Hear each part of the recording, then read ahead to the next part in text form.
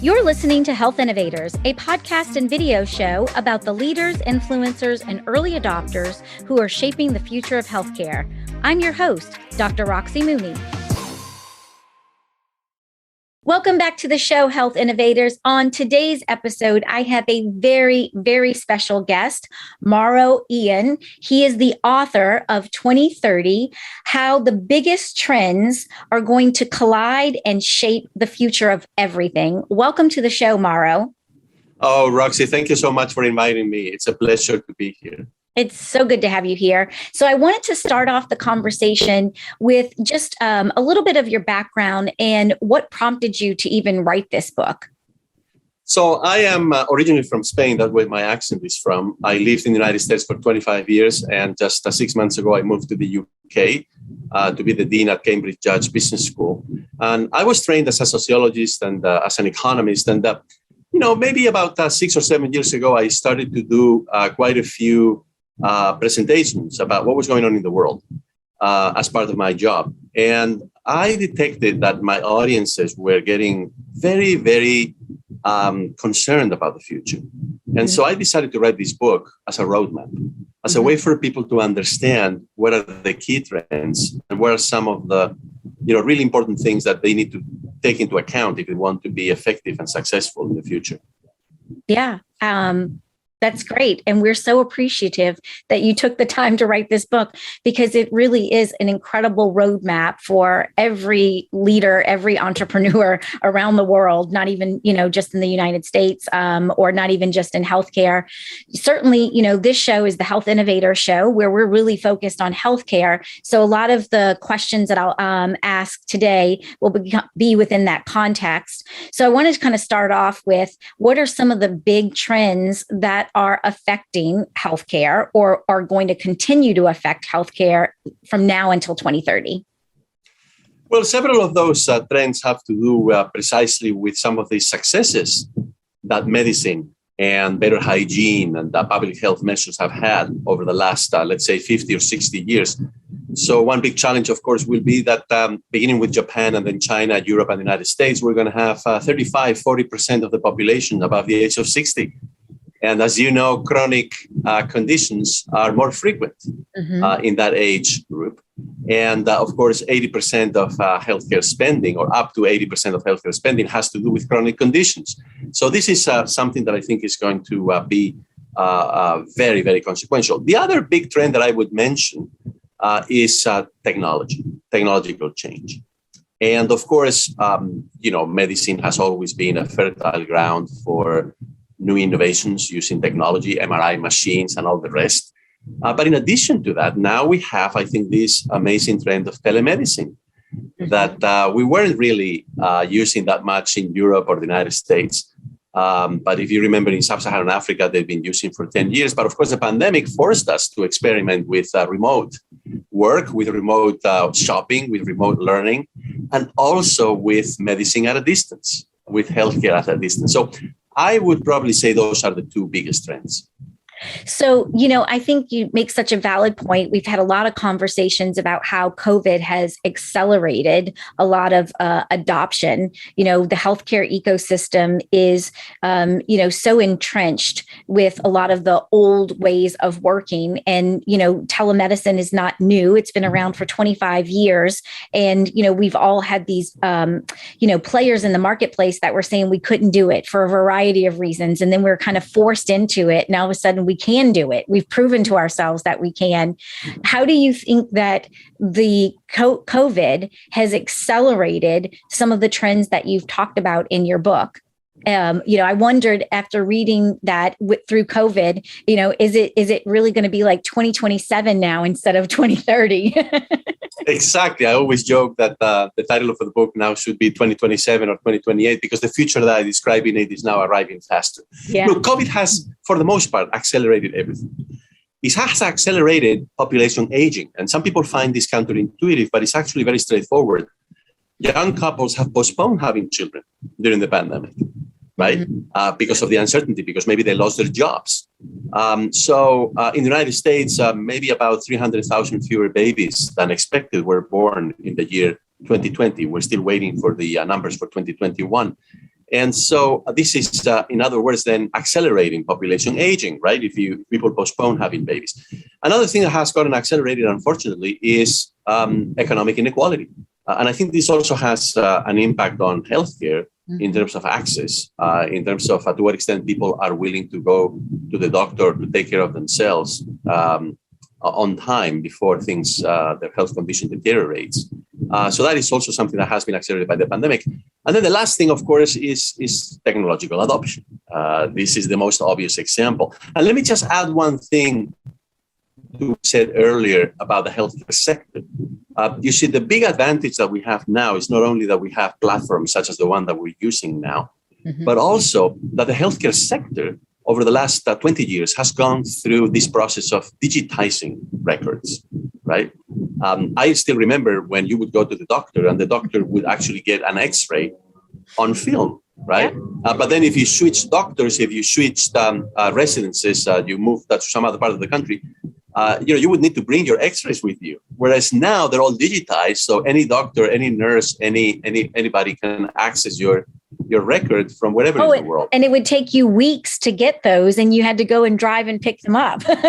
Exactly right. So I think the digitization of medical records is something that will greatly facilitate this new wave of telemedicine that we're going through. So you touched on so many different things that I want to dig deeper into, but I know we have a finite amount of time here. So I'm going to try to be really specific and targeted with my questions. There are so many companies out there right now in healthcare, those industry dinosaurs or incumbents, and you've got a lot of mid-market companies as well. I won't spend too much time on the early stage companies because I think for the most part, those folks are already seeing what you kind of put out and it mapped out in the book, and kind of already starting companies to leverage those trends. Focusing on the mid-market companies and maybe some of the longer, more established corporate companies, are you starting to see an uptick in them kind of recognizing that need for growth through innovation and capitalizing on those trends? Or are we a little bit slower in making that happen? So I certainly see a lot of innovation, a lot of new initiatives among smaller to mid-sized companies in healthcare. For example, when it comes to population aging, as you know, there's a whole bunch of investors and entrepreneurs who have jumped on this, trend of providing, for example, living space for people above a certain age, living space that is specifically designed for their needs and for their preferences.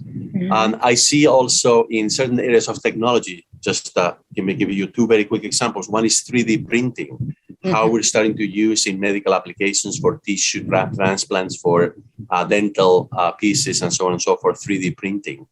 And of course, we're starting to see this as well for therapies in other fields, using other fields of technology, such as, for example, virtual reality and enhanced reality, and now perhaps in the near future, the metaverse.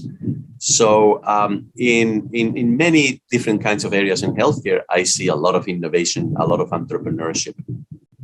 Yeah, absolutely. So what are some of the tips or tricks that these leaders need to be mindful of as they are kind of observing these trends and want to be able to figure out how they can best take advantage of them? I think you give a couple of examples in your book. Lego and Philips are, I think, really great examples, if you don't mind sharing those with our audience. Well, Lego is this Danish toy company, the building blocks. As you know, traditional toy companies have been wiped out by video games and by other alternative, more tech-enabled kinds of games, even for very small children. But they have not only survived, they have thrived, and every year they increase their sales. And that's because they reposition themselves to become a multi-generational company. So involving children in the games, but not only children, also their parents, grandparents, and so on and so forth. And they continue to innovate like crazy in terms of launching new designs and capturing the imagination of people, right? Philips, the Dutch company in this case, they made a ton of money 100 years ago with the incandescent bulb, the electric bulb. GE in the US also made a ton of money out of that. But these days, you cannot make much money with that because it's a commodity. Prices are very low. They also went through a phase of making TVs and making video recorders, also commodities these days. They realized, look, the world is changing, population is aging. Our advantage is research and development. So why not focus on healthcare? And Philips is, as you know, one of the top 4 companies in the world for MRIs and other related equipment. And they are now deriving 70% of their sales and more than that in terms of profits from healthcare.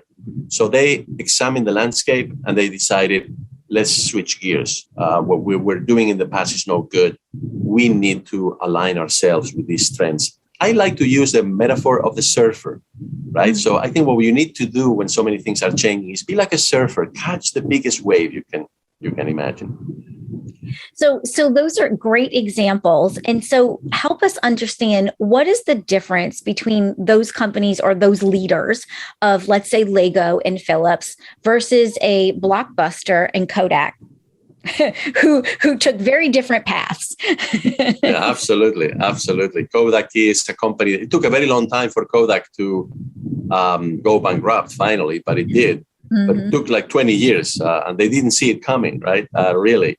How the world of photography was changing. But look, at Lego and Philips, what happened was that they went through several CEOs. Mm-hmm. And each of those CEOs, lasted for no more than 2 or 3 years. And they essentially didn't want to change the company, didn't want to realign it with those, big trends out there. Mm-hmm. So they persisted at the old recipe, the way in which they had been making money for a long time.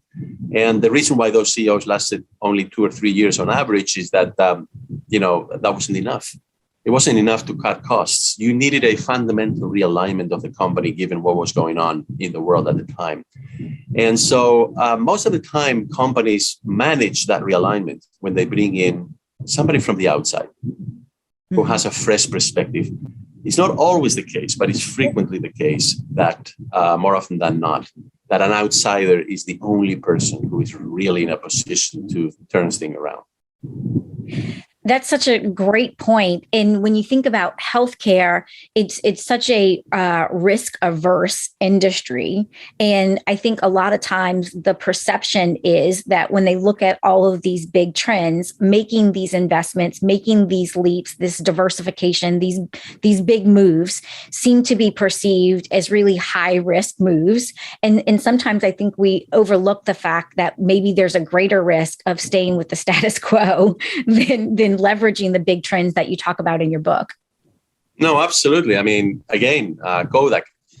But, talking about risk-averse industries, I come from the most risk-averse industry of all, which is education. Okay, if you think healthcare scores high on that, education is surely the winner in that contest.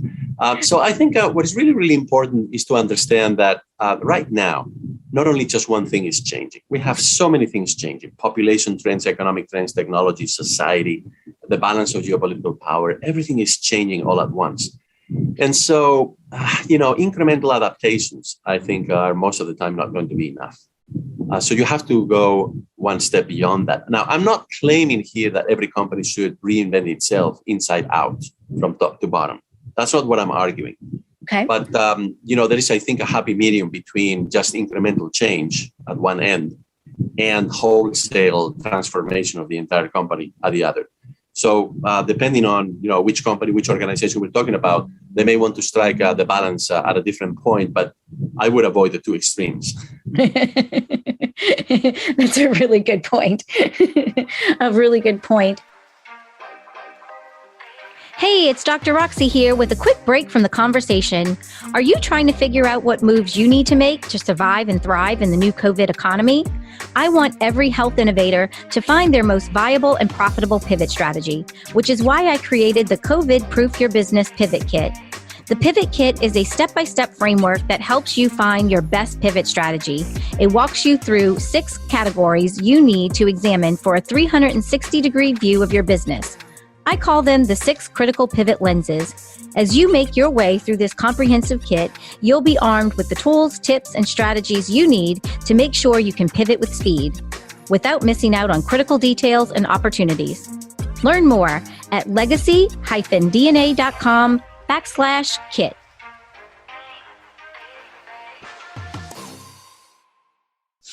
So I want to go back to a phrase that you use in your book called "Gray is the New Black." And we've touched on it a little bit, with the increase in the population of 60 plus. There's so many ramifications of that in healthcare, right? You talked about chronic disease and the need for more. Sometimes there's a perception that this 60 plus generation or population isn't so technologically savvy, and they're not using the iPad. They're not necessarily wanting to text with their vendors that they're working with or healthcare providers. So talk a little bit about maybe some of the myths and misconceptions that we have on the attributes of this gray population. Yeah, so myth number one is that it is a small segment. And of course, it's not, because numerically it's becoming really big and it will be the largest. Myth number two is that they have no purchasing power. Look, in the United States, 80% of the net worth is in the hands of people above the age of 60, 80% of the net worth. Which, by the way, also triggers another issue, which is inequality, right? I mean, that net worth is not evenly distributed. And that's, I think, an important consideration for healthcare organizations. A third myth is this lack of familiarity with technology. Now, this will be, even if it's true, or if it were true, the problem will be taken care of as time goes by, right? Because now we're seeing baby boomers going into retirement, turning 65, 70, 75. And of course, many of them have used IT at work. So they are capable of using phones and the iPads. And look, the pandemic has also invited many people who were reluctant to use technology, right? So the pandemic, I think, also marks a before and then after. And then the last myth, which I think is something that we need to carefully examine in terms of its implications, is that people above the age of 60 have a different lifestyle than people below the age of 60. This has changed because, as you know, it's not only that the lifespan has increased, that we live longer. It's also that the health span has increased, meaning that a 60-year-old, a 65-year-old, a 75-year-old today has a much more active lifestyle than somebody of the same age 2 generations ago or 3 generations ago. So that's also something that is a myth, that these people are different. No, they're not. A 70-year-old today can, have a lifestyle that is as active or even, more active than that of a 50-year-old. So I think we need to change our mindset about some of these, inherited stereotypes from the past. Yeah, absolutely. So you said something about purchasing power, and I want to shift the conversation a little bit from the gray market to women and the shift in wealth to women and the shift in buying decisions.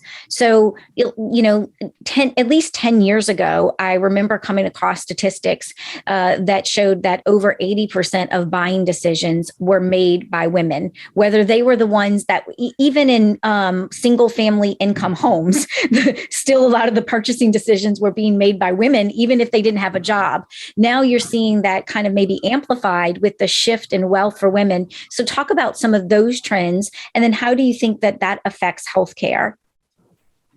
Well, women's economic progress in the labor market, in terms of their professional careers and all of that, it has been remarkable, especially in the United States, but also in other countries around the world. This is not to say, of course, that discrimination doesn't exist based on gender. Of course, there is discrimination.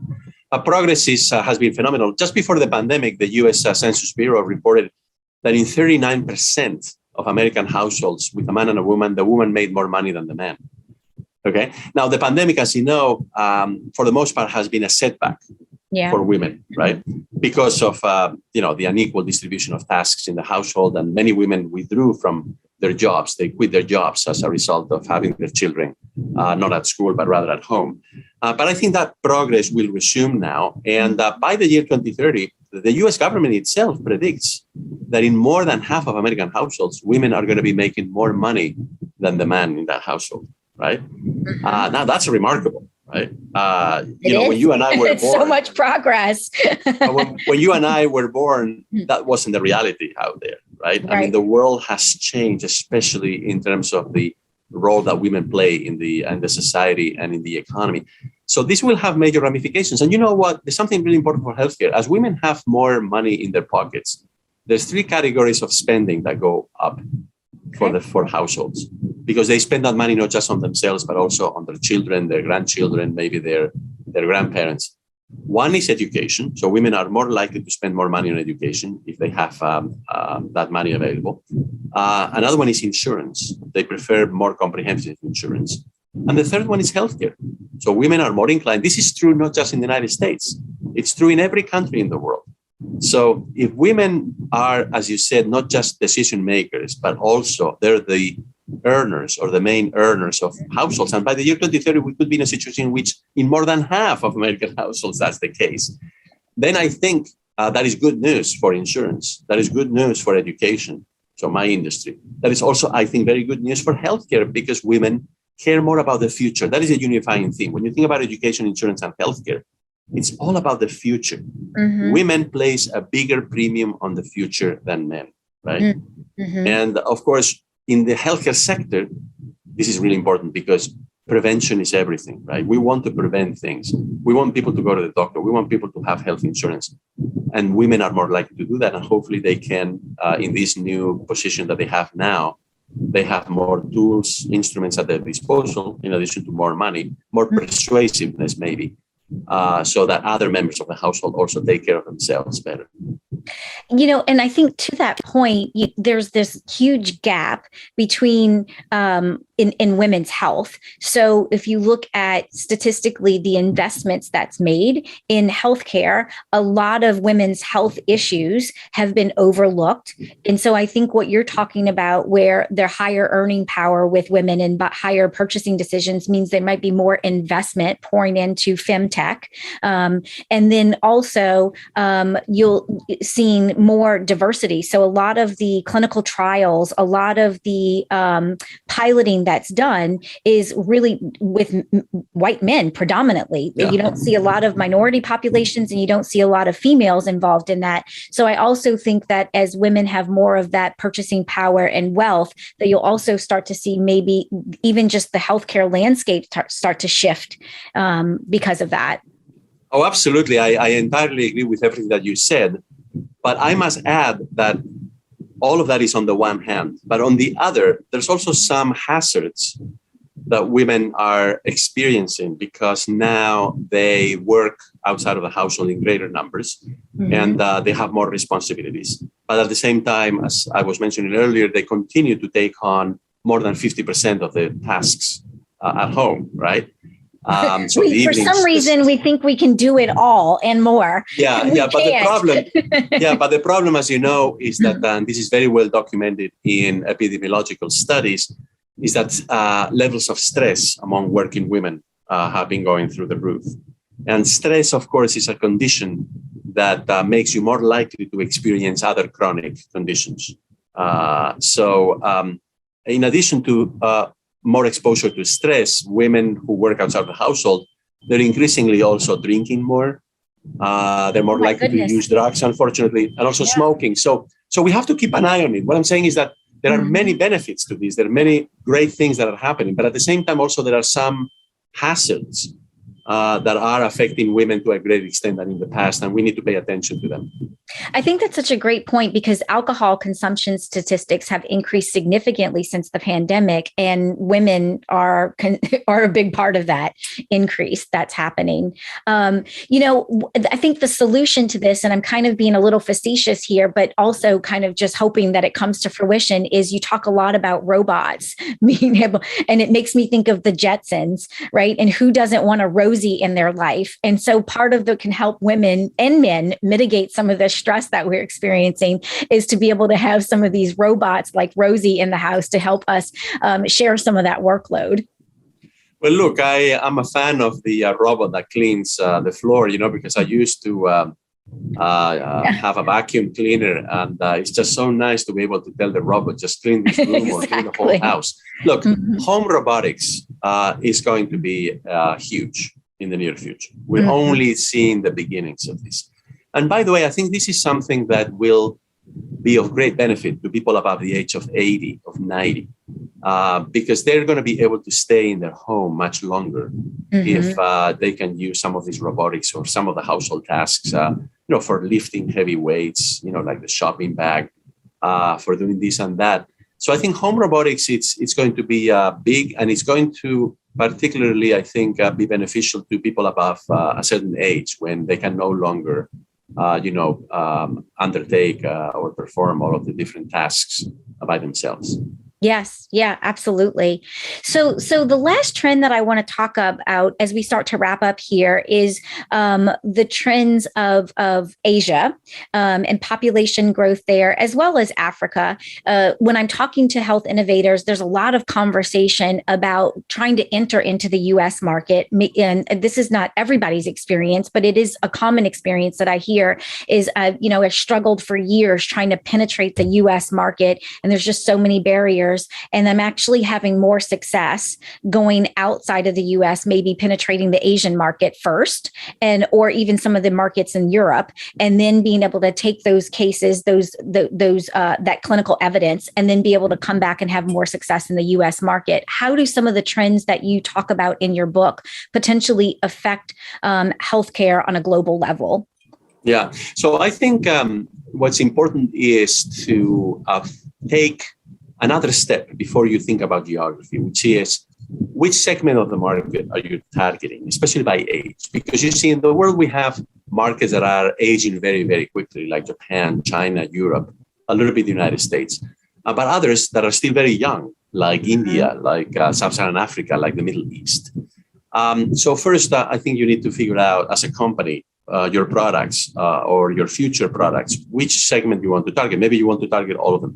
And then C, the second step is the geography, which parts of the world you see that segment growing the fastest, and therefore then you should be perhaps going there. So if you target the population above the age of 60 or 70, that's growing in the United States as much as it is growing in China. Japan, of course, is in a class in and of itself, but right. in that regard. So I would take one preliminary step, especially when it comes to services for people like healthcare, right?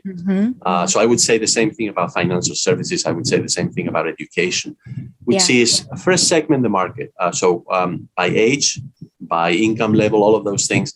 And then take a look. The second step is the one that you suggested. Take a look at in which geographies in the world that segment is growing the fastest.